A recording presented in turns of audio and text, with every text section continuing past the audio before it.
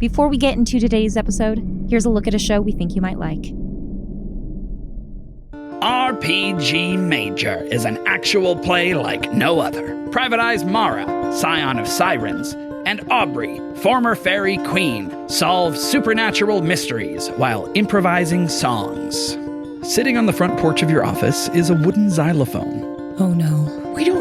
We know what xylophones do, Mara. And we're gonna say it at the same time on 3. 1, 2, 3. They turn you into a skeleton and then you play your ribcage like a xylophone. Bones. Right? Right, I agree. I'll sing along. Nope, that would make it worse. Combining actual play, musical theater, and mystery into one cozy package, it's RPG Major. RPG Major. Mystery and magic and danger. RPG Major. What'll we solve? What'll we solve? What'll we solve today? Shadows in the Smoke is intended for mature audiences and may contain material that some people find disturbing. Please see the episode description for content warnings and listen with care.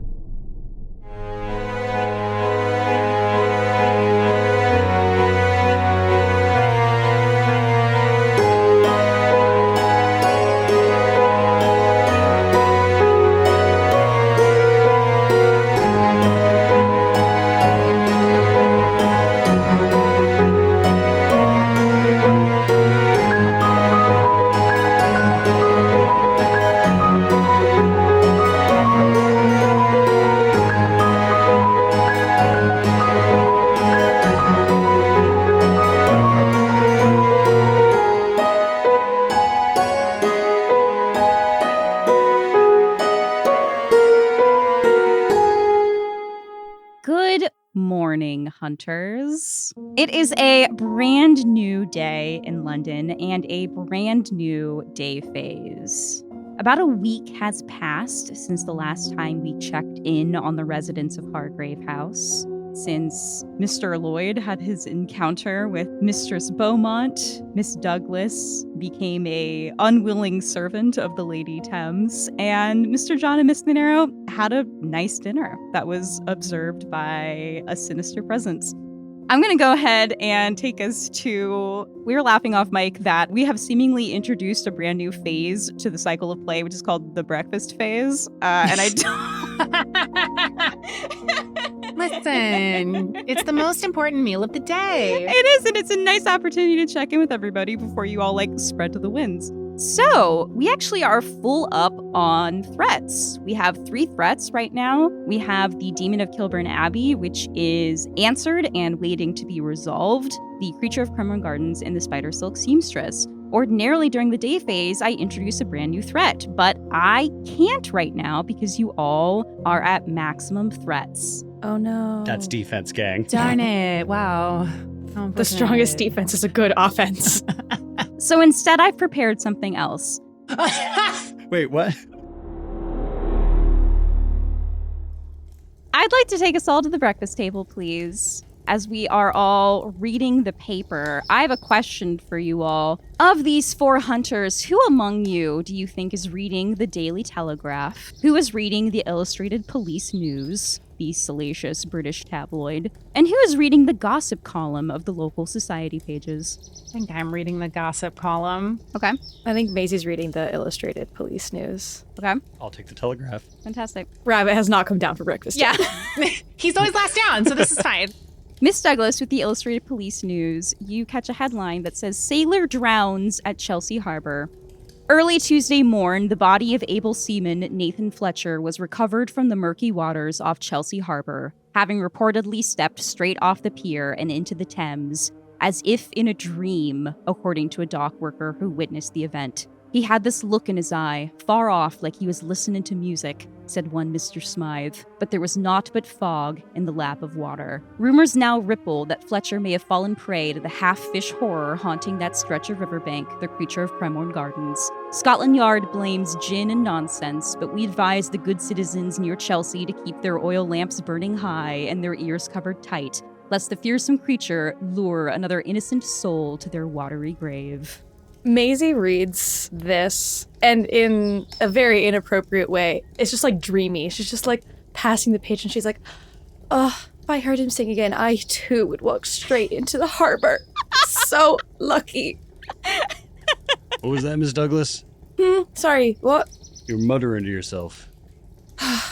There was a sailor who apparently has walked straight into the ocean because he heard Fishman singing, and believe me, it is beautiful to listen to. Now, when I overheard you, I had the sense that you had a kind of dreamy inclination toward that, but that to me sounds like not a good thing. Well, it's not my fault if he can't swim.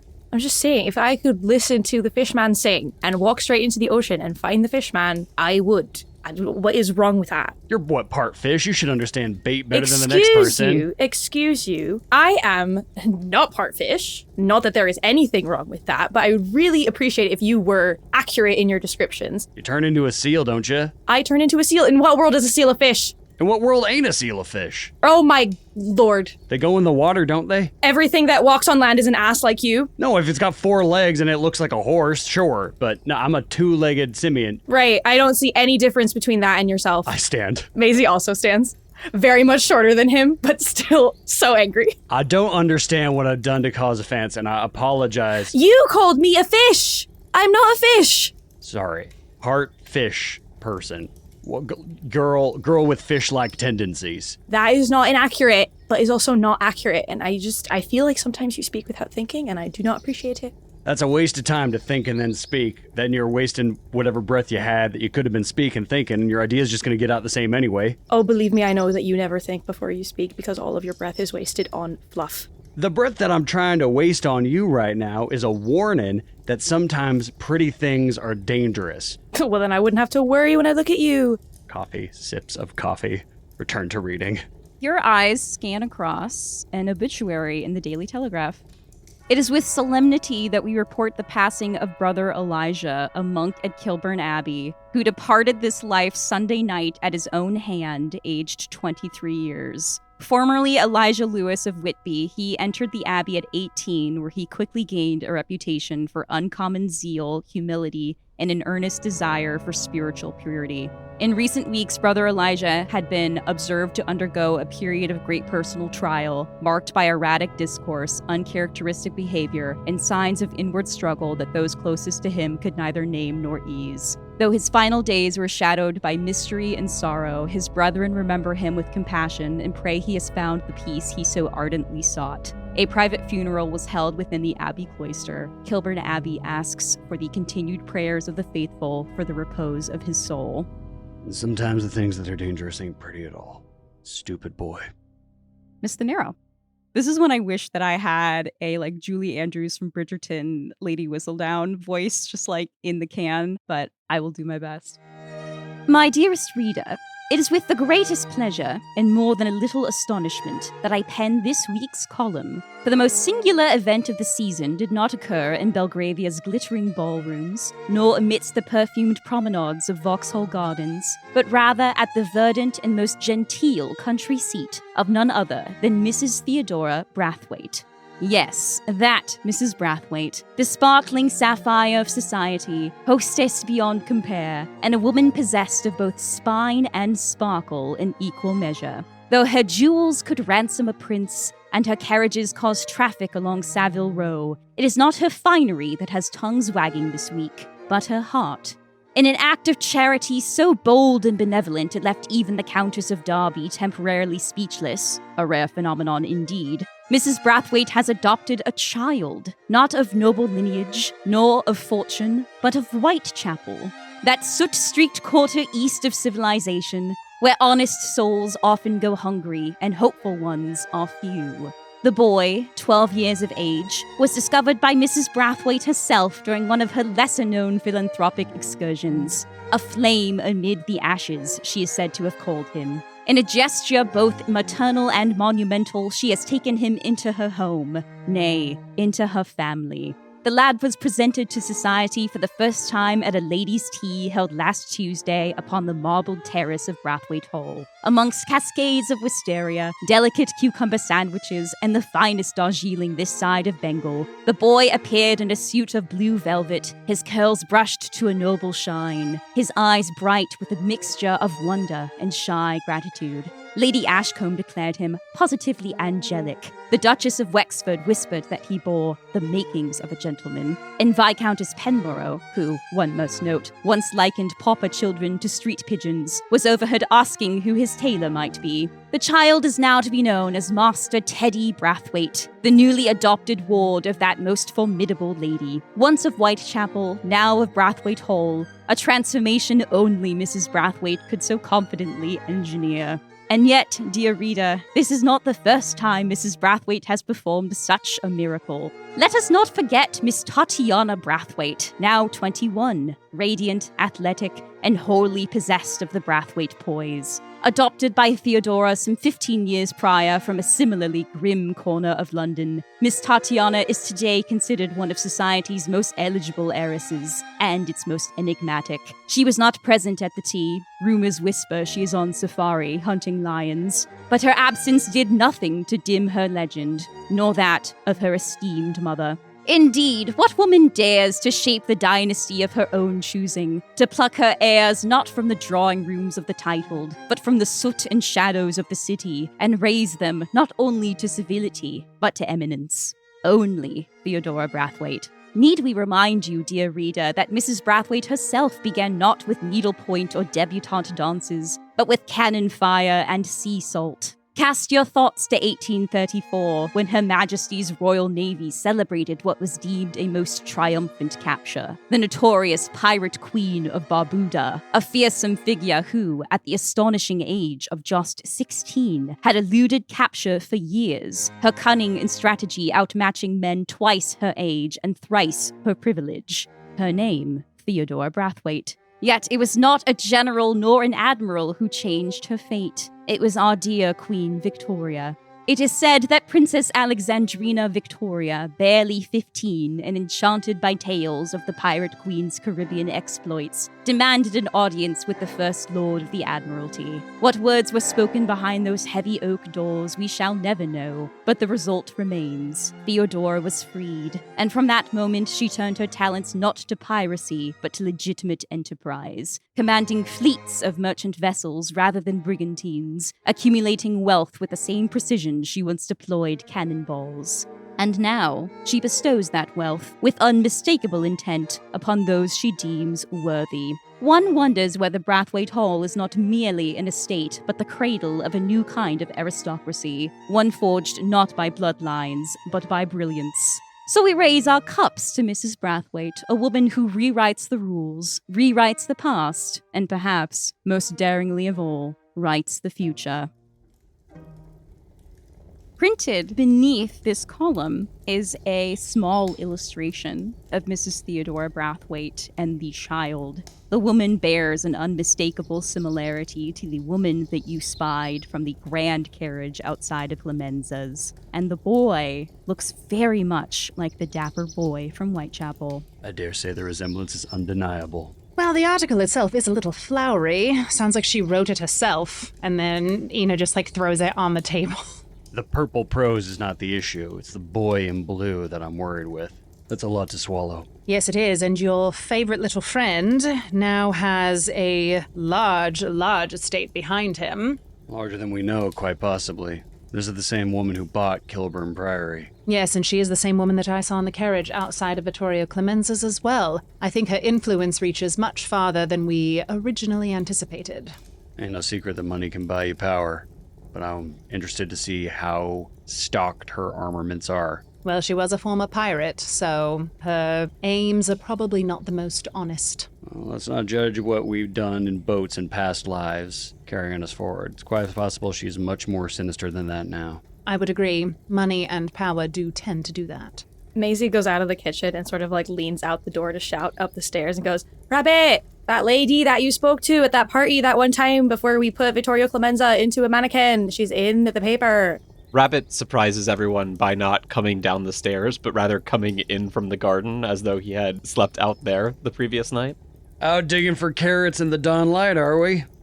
No, just, didn't quite make it upstairs last night. I think Ina just gets up and goes over to where the coffee is, pours a cup, and just hands it to him. He unblinkingly takes a sip, spits it out, and goes and pours himself a cup of tea.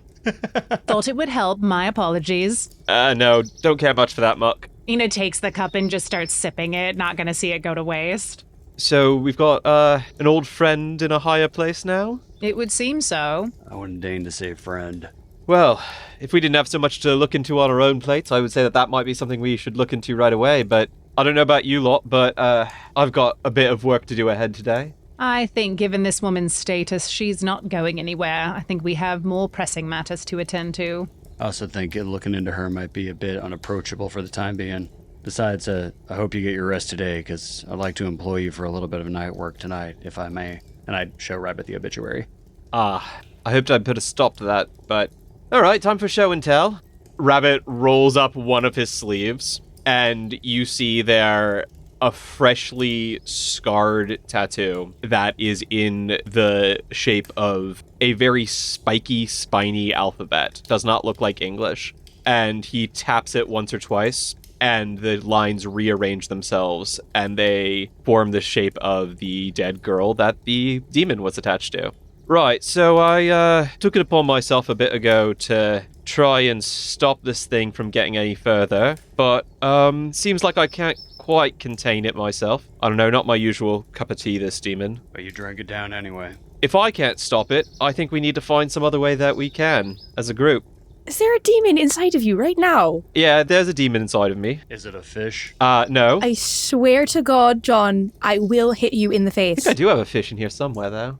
If it's still able to use its malevolent powers beyond me, then I think we need a more permanent solution. Agreed. I don't think it can wait either, because obviously it's still rampaging about, even though it's supposed to be encased within you, I suppose. Yeah, usually when things go inside, they don't come out unless I want them to. Wait, you were in the yard. Yeah, yeah. Maisie looks at Rabbit so suspiciously. The night air was helping me sleep last night. Uh-huh. Fresh air and all that. Slept out of doors? I do, yeah. Don't look particularly well rested, despite the cool humors. No, and Rabbit actually looks worse than he usually does. Like, this demon is clearly taking its toll on him. His eyes are shadowed, his cheeks are even more sunken than usual. Yeah, no, I think the sooner I get this out of me, the better. Tonight. Agreed. I think in the meantime, Rabbit, you're not to go anywhere on your own, just in case you've been going places on your own already. Not a bad idea. I can play watchdog. I think I'll help. I think I'd stay as well. Just in case John needs the help of a fish. You never know. Little Pearl, stop instigating. Take a breath. He started it. We also have a lot of work to do. I don't think we can just stick around the house all day. I think whatever we get up to today, we do it as a group, just to make sure that Rabbit, or our little demon friend inside of him, does not deviate until we can tend to this business this evening. Well, I for one would like to show Miss Douglas here some things dangerous lurk in the ocean sometimes. Not everything is friendly. And I have a history at Cremorne Gardens. I used to work there, so I think it'd be interesting to talk to the owner or possibly some of these witnesses. We've had at least 2 attacks now, and ain't none of us thought to talk to the people who were attacked ourselves. We went treading waist deep into the shallows instead. You say that like it wasn't helpful. What have we found? A piece of bone with some etchings on it? Yes, what have you found? I haven't been looking at this one. So, ergo, I am the only one who has been helpful thus far. I don't need your sass. Cremorne Garden sounds like a lovely way to spend an afternoon. So yeah, why don't we just go there and see what we can see? Maybe the fresh air will do you good. All right, so whereabout in Cremorne Gardens would we like to go today? Can you remind us, Kim, the first person that was attacked, there was like a couple, right? Simon Piedmont and Beulah Thrum. They might live in the area. I would like to ask around, see if I can find where they live. I think there's also merit in going to the American Bowling Saloon. I'm personally kind of curious to talk to Thomas Simpson. Good old Tom. All right, fantastic. So are we splitting the party or are we I think Rabbit will tag along with Miss Thanero and go to the bowling saloon. Yeah, I was going to say, I think I might go to Cheyne Walk and ask around there. That was my plan as well. Sounds like we are splitting the party. Let's begin with my favorite location in the game, the American Bowling Saloon. I must ask, what are we wearing as we are going bowling today, Miss Thanero? Ina today is wearing a high-necked, black-collared shirt with a lot of ruffles at the neck and ruffles at the wrist. Over that is an orange-red silk corset and skirt. It looks like as the light hits it, it's like dancing flames. The cut of it is incredibly severe. It is very architectural. On that black shirt that she's wearing under the corset, you see in tarnished gold thread a weaving pattern of olive branches going up to her left shoulder where that gold military cord is seated for the day. The skirt falls in really clean, angular panels toward her black boots, which are steel tipped today. Her hair is in a very tight braid, and having very recently indulged in her vice, the gold flecks in her eyes are still a little more vibrant than what would be normal to see in someone's eyes on the street. So she is wearing her gold sunglasses to kind of dampen that effect for passersby. Lovely.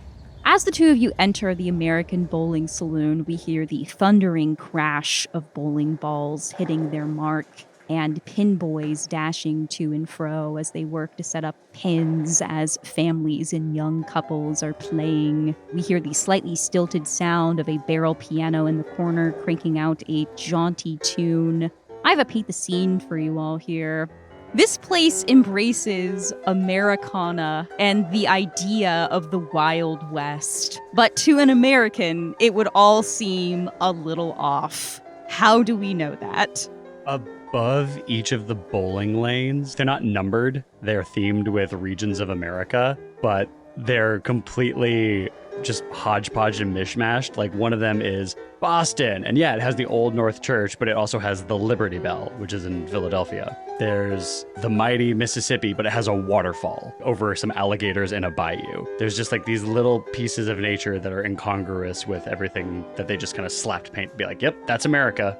The bar at the bowling alley is set up to look like a Western saloon, you know, wooden fixtures. The gentleman there has sleeves up and sleeve garters, 10-gallon hat on, but they serve exclusively scotch and gin and things you wouldn't be exactly likely to find in an American saloon. I'm going to piggyback off of this and say that the staff that would be taking things out to the lanes, they're all very clearly from England, but they're all attempting what they think is an American accent, and it's some absolutely botched version of like American Southern. And across a wall next to the bowling lanes, there is a beautiful mural of American history and politics and such, including an American flag that doesn't have quite enough stars for how many states there actually are. Amazing. Oh, can I know I already went, but can I tag onto that one? Yeah, of course you can. In that mural, there is a first Thanksgiving tableau with like the pilgrims coming and peacefully being approached by indigenous people and everybody exchanging food. It's like over the buffet. So they're like handing out corn and turkey and the whole thing, but obviously that is apocryphal. Yes. So what are the two of you doing here? We are going to bowl just to look a little inconspicuous since Rabbit is conspicuous right now. The goal is to blend in, but I think in Ina's mind that creates an opportunity to potentially speak with management. Oh, okay. If they are bowling, if something goes wrong on the lane, or if Ina decides to fake a fit of some kind of not liking something because this is an approximation of America, we prefer beautiful things, whatever. I think this gives us an opportunity to maybe talk with Thomas Simpson. Okay, fantastic. This isn't like super important. Like, I'm not going to make you roll for bowling, but I am interested to know how well either of you bowl. Rabbit is not a good bowler. Especially today when he is distracted, he is not a good bowler. Ina is a good bowler, I would assume, just by the nature of who she is, where she comes from, the athleticism. She's also a perfectionist and someone who likes to know everything there is to know about everything. So I would say Ina is probably quite well studied, even though it seems really random. She's had a lot of time on her hands to study various things. That ancient Greek sport of bowling. The most ancient and sacred of Greek sports. I think that's super funny, though, for like the woman who inspired the Pan-Olympic Games to be like, every time there's a new sport, to be like, all right, I must master this. Stop everything.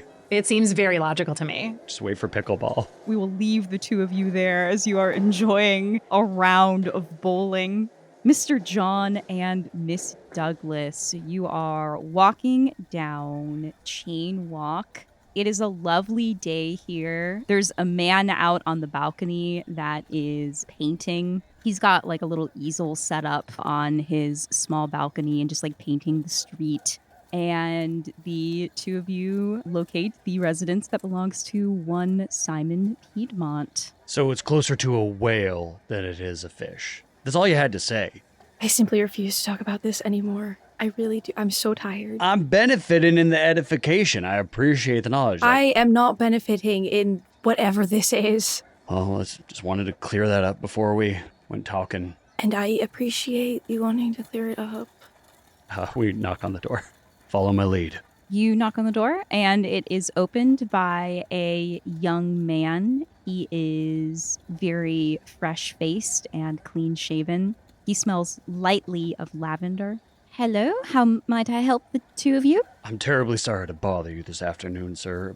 Oh, American! Yes, sir. How wonderful. Well, glad you think so. How are you enjoying their country? I'm sorry, I've never met an authentic American before. Yeah, they're hard to find around these parts. Your country's lovely, and it's doing me quite a service in being here to take me in like it has. I thank you for your inquiry. And you, miss, you are American as well. No, very much not. Thank you so much for asking. We hate to disturb you, but might you be Simon Piedmont? I am the very same, sir. Mr. Piedmont, might we come in? I have a matter to discuss with you that I'd just be as comfortable not sharing out of doors. Yes, of course. Please, come in, the both of you.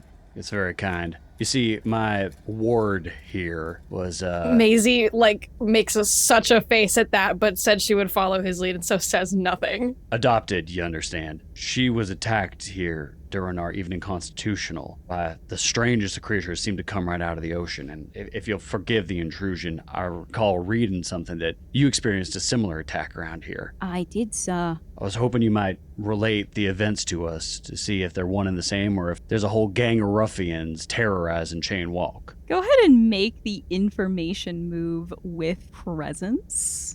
6 and 2 is 8, plus 2 is 10. Miss Douglas, while Mr. John is talking to Simon, are you staying here? Are you doing something else? Maisie is not straying far, but definitely wandering a little bit, looking around the room and snooping a moderate degree just amongst their stuff. I think another information move with reason, please. Let me take a look at your conditions. I am going to put this at disadvantage because you are hesitant right now.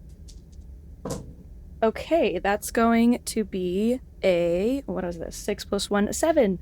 Let's go back to the American Bowling Saloon. We have bowled a couple rounds, a lot of gutter balls from Mr. Lloyd. And then I think just straight strikes from Ina, just one after the other. Oh yeah, it's clean. Yeah, and in fact, your impressive athleticism is drawing a small crowd behind you, who all lose interest whenever Mr. Lloyd steps up to bowl. But then the minute that Miss Thanero, you approach the bowling lane, they're all watching with rapt attention. You see some gentlemen that are taking notes on your form. Ina looks over her shoulder at these gentlemen, has her sunglasses on. She looks cool as hell right now, and just gives one of these men with a notebook out a quick wink, and then turns back and throws another perfect strike. There is a round of applause that breaks out in the bowling saloon. Ina turns back to the crowd, puts her hand on her heart, and gives a very gracious curtsy, and then looks at Rabbit,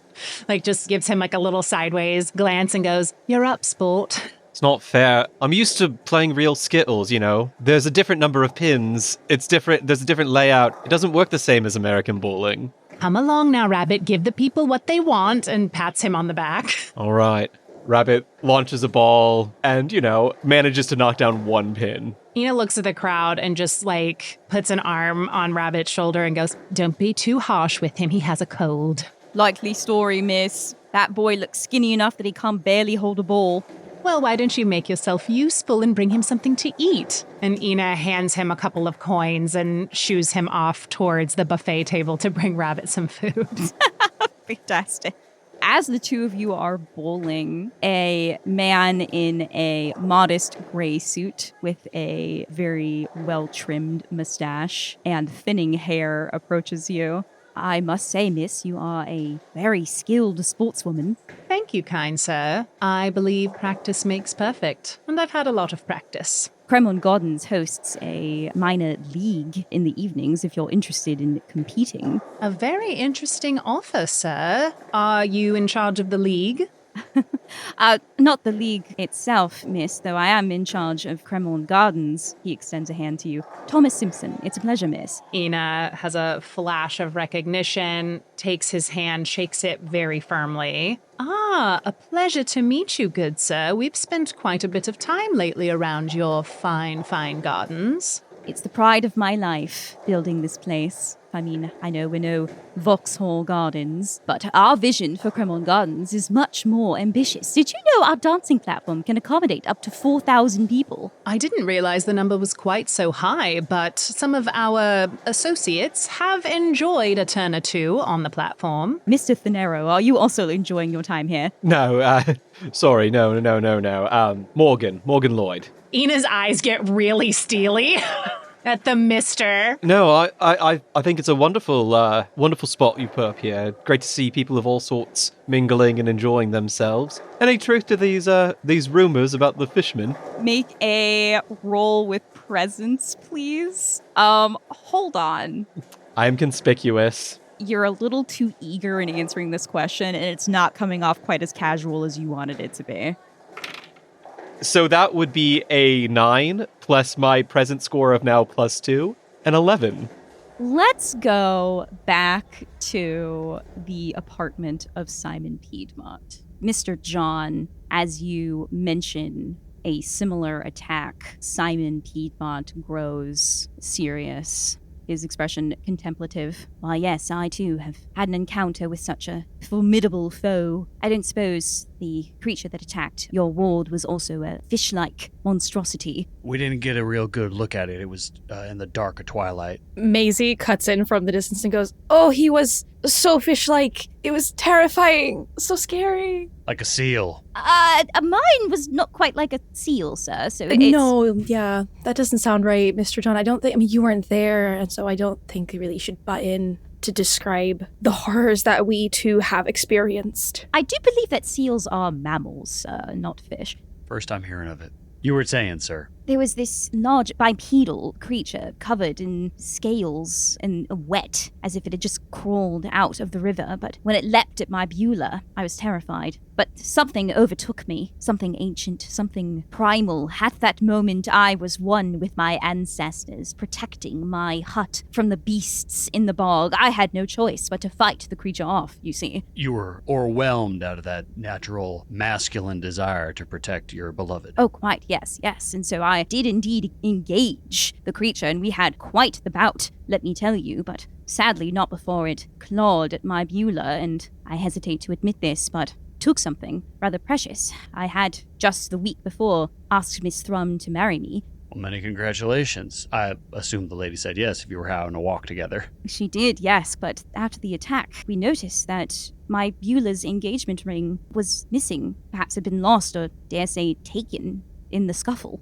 I don't know much about nautical creatures, as has been established in this conversation, but seems a little odd to me, the idea of a fish thing taking something shiny like that. Doesn't it? That's just what I was thinking, but nevertheless, that is what occurred. That is a clue for the creature of Cremorne Gardens. a piece of missing jewelry, that being Miss Beulah Thrum's engagement ring. So you got a good look at it. What about your other senses? Did it have a sort of ancient fish-like smell? I don't quite recall a particular smell about the creature. And mostly I was just overwhelmed with that just deep desire to protect. And, when that force takes over you, most of the other senses all fly clean out the window. Naturally. I just tend to trust my nose in these situations when my eyes fail me. But I'm glad to hear, and I clap him on the arm. Sounds like you got some American blood in you as well. Well, I do have a second cousin who lives in Pittsburgh. I don't suppose you know a Theodore. Theodore in Pittsburgh? No, the only fellow I know in Pittsburgh is an Andrew. Would you say that you were overcome with this feeling before? I don't mean to presume that you've been attacked before, of course. Hopefully not, but I just was curious. Other calls of the drums in your heart rousing you to fierce warrior-like attitudes. No, although I can't say I was ever in quite the life or death situation before like I was with my Beulah. Miss Douglas, as you are asking Simon this and just kind of scanning along the room, you're poking through a small collection of papers that are on Mr. Piedmont's desk. One of which stands out to you because it is a brightly colored flyer for Madame Tussauds, the famous wax museum in London. The flyer itself is advertising the debut of a brand new exhibit at Madame Tussauds that is set to open soon. It is a Horrors of the Sea waxwork. That is also a clue for the creature of Cromorne Gardens. Staring at this flyer that is advertising the horrors of the ocean and the monstrous creatures that are lurking just below the water's surface and charging admission so that people may see it. How does all of this make you feel? Maisie picks up this flyer and kind of crunches it in her hand as she feels incredibly, especially with everything else that's been going on today, misunderstood and disregarded and angry for not being supported in her existence. Take the condition unsupported. Maisie takes the flyer and walks over to Simon and sort of holds it out to him and goes, "Were you planning on going to this anytime soon?" Oh, yes, absolutely. I don't believe it is quite opened yet, but yes, I kept the flyer. Myself and my Beulah would love to attend. I don't suppose you've been to Madame Tussauds. The Chamber of Horrors was fearsome, but, sometimes showing a young lady something quite frightening only makes her grab at you closer, if you get my feeling. And he sort of winks at Mr. John. And sometimes that can backfire for you, Simon. Take it from an old hand who's been around a territory before.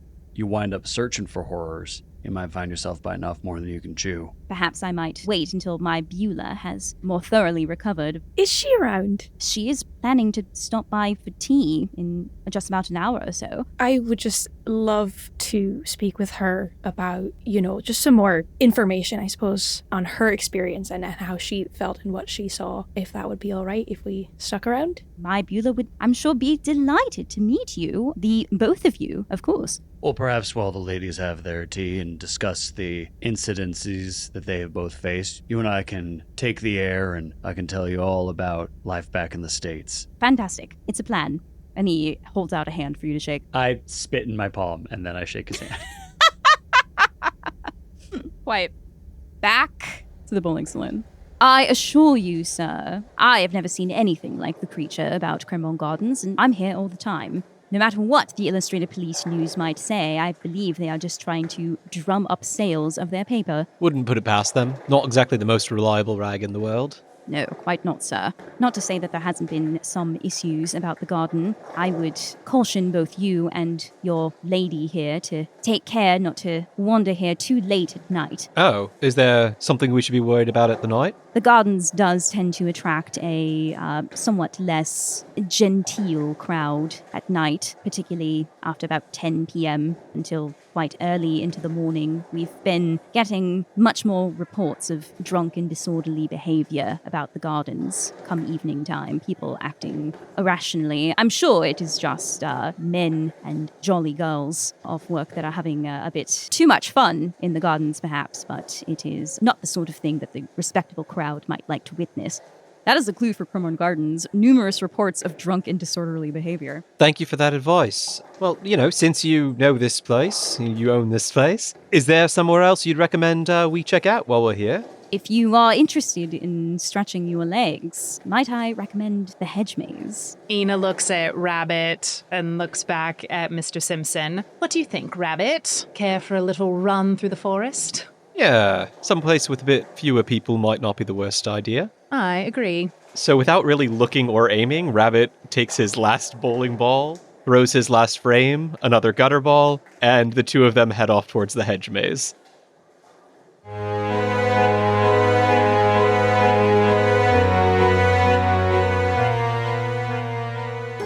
Shadows in the Smoke is a Kitten Marlowe production. This episode was edited and produced by Kim Dalton and featured a theme song by Jake Pierle. You can find out more about us by visiting kittenmarlowe.com, signing up for our newsletter, or following us on socials. For Discord access, an exclusive behind-the-scenes show, and more, visit patreon.com/kittenmarlowe and join the Ben Hatton and all of our incredible Kitten Marlowe patrons in supporting artist-driven storytelling. Thanks for listening.